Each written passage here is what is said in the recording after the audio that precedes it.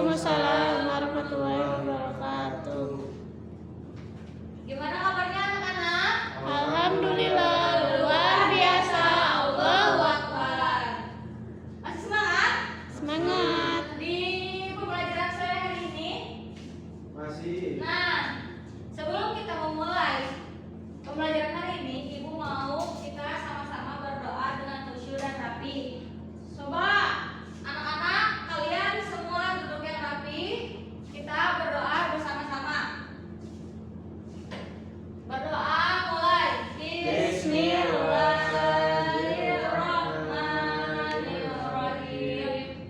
Rabbi Zidni ilman warzuqni fahman birahmatika ya arhamar rahimin. Amin. Semoga dengan kita berdoa pada pembelajaran hari ini Allah memberikan kita keberkahan sehingga kita bisa mengamalkan apa yang telah kita pelajari. Oke, Ibu absen dulu ya sebelum pelajaran.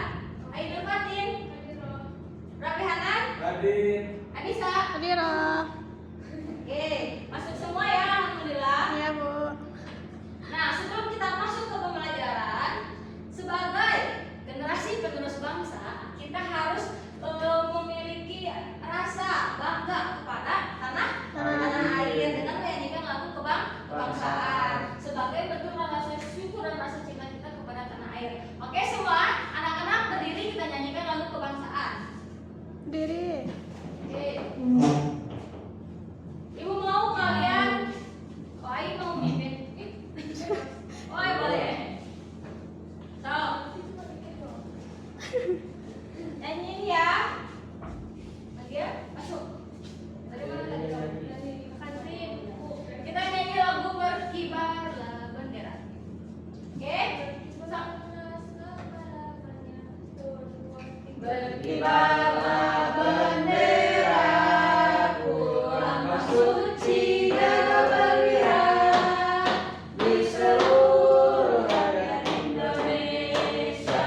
Kau tetap pujaan bangsa, siapa berani menurunkan engkau, serta rakyatmu membela sang merah putih yang perwira, berkibarlah selama-lamanya.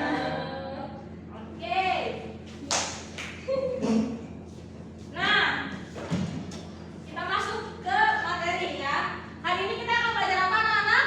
Sujud sahwi. Sujud sahwi. Nah, sebelum sujud sahwi kita pelajari, pada materi sebelumnya kita telah mempelajari sujud tilawah. Sujud tilawah itu apa? Sujud tilawah adalah sujud yang dilakukan ketika kita mendengar atau membaca ayat Sajdah. yang dilakukan sebelum atau yang dilakukan ketika sholat ataupun di luar sholat. Untuk apa kita melakukan sujud tilawah? Dan mengagungkan ayat Al-Quran. Oke. Nah, pada tujuan pembelajaran ini, peserta didik atau kalian dapat menjelaskan pengertian sujud sahwi. Jadi sujud sahwi itu apa? Kalian harus tahu. Lalu peserta didik dapat menyebutkan penyebab sujud sahwi.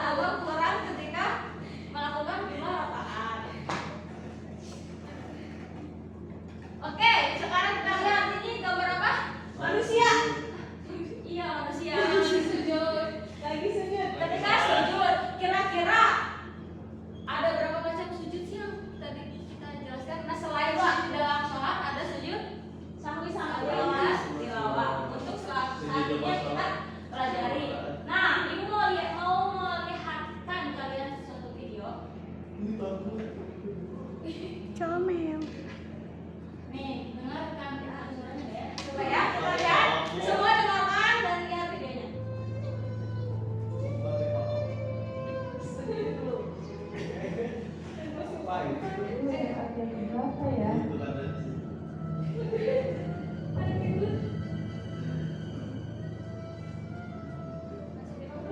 Bukan, lupa lagi.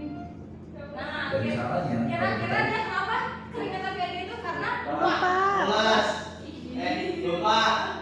lupa rakaat. Nah, kalian pernah ngerasain nggak lupa rakaat? Pernah. Biasanya sholat apa? Sholat subuh. Sholat. Baru sambut. Kalau yang empat, rakaat. Nah, kalau ini kalian pernah nggak ngerasain atau melihat? Tunggu, bentar.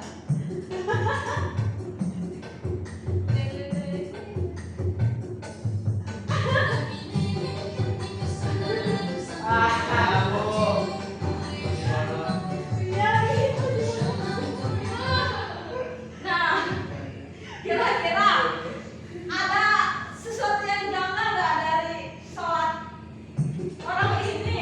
Iya, dia lupa kunut. Ya, turun gua soalnya belum mandian. Ya, mau kayak gini. Nah, kita akan membahas kenapa ketika orang lupa kunut, apa sih yang harus dilakukan gitu. Nah, kita masuk ke definisi sholat sujud sahwi.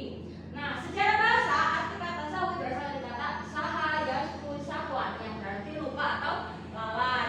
Sujud sahwi adalah, nah dari pengertian bahasa tadi secara istilah sujud sahwi adalah dua sujud tambahan yang dilakukan dalam sholat untuk menggantikan kekurangan atau kesalahan yang terjadi karena lupa.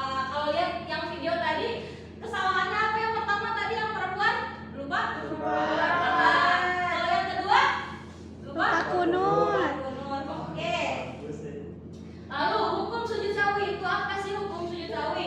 Hukum sujud sahwi itu adalah hukumnya adalah sunnah. Tapi ketika kita lupa rakaat atau lupa kunut, tapi lupa juga sujud sahwi, sholatnya batal atau sah? Tetap Sah. sah. Oke, sekarang kita masuk ke bacaan sujud sahwi. Ibu baca dulu ya. Subhanaman la yanamu wa la yasu. Coba anak-anak Subhanaman la yanamu wa la yasu. hafal semua? Coba ulang lagi sekali lagi. Subhanaman la yanamu wa la yasu. Nah, artinya Maha Suci Dia yang tidak pernah tertidur dan tidak pernah lupa. Sekarang Ibu mau lihatkan kalian, nah gimana sih caranya sujud sahwi ketika kita lupa? Oke. Enggak yang enggak lucunya tadi. Apa yang harus dilakuin saat kita lupa tahiyat awal dalam sholat? Jawabannya, kita disunahkan untuk sujud sahwi. Gini caranya. Setelah Nah, membaca doa perhatikan tahiyat ya. akhir, bagian innaka hamidum majid. Jangan salam dulu.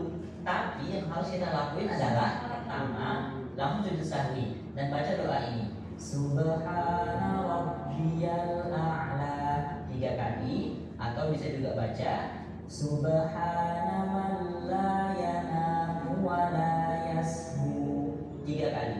Kedua, kita bangun, duduk di antara dua sujud dan baca doa ini.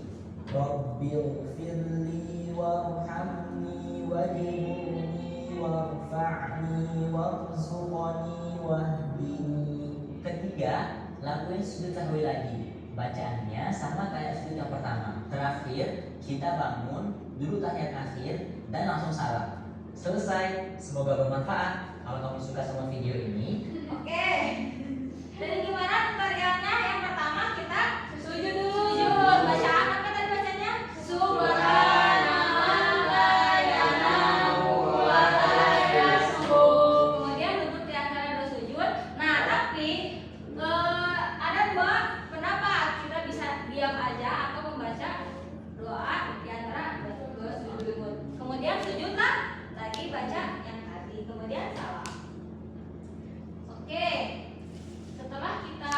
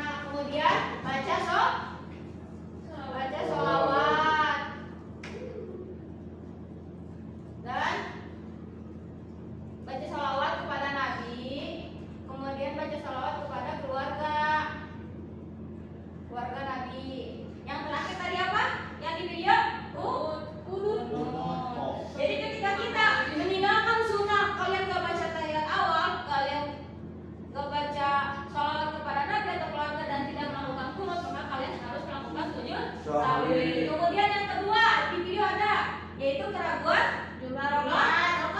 Kalian ragu apakah ini ketiga rakaat atau 4 rakaat atau misalkan 3 rakaat atau 2 rakaat. Nah kalau kayak gini kalian harus ambil yang paling sedikit. Kalau misalkan kalian lupa rakaat ketiga atau keempat, kalian lakukan ambil yang ketiga. Kalau yang ketiga dan kedua, kalian ambil yang 2. Oke, nah yang ketiga adalah menambah atau mengurangi rakaat atau gerakan, sengaja atau tidak sengaja menambah atau mengurangi rakaat gitu. Jadi ada sebab-sebab sujud sawi itu ada 3. Nah, oke. Sekarang setelah kalian mempelajari tadi, ibu mau kalian mengisi. Nah, ini nggak per kelompok ya, ini per orang. Coba ibu ini dulu.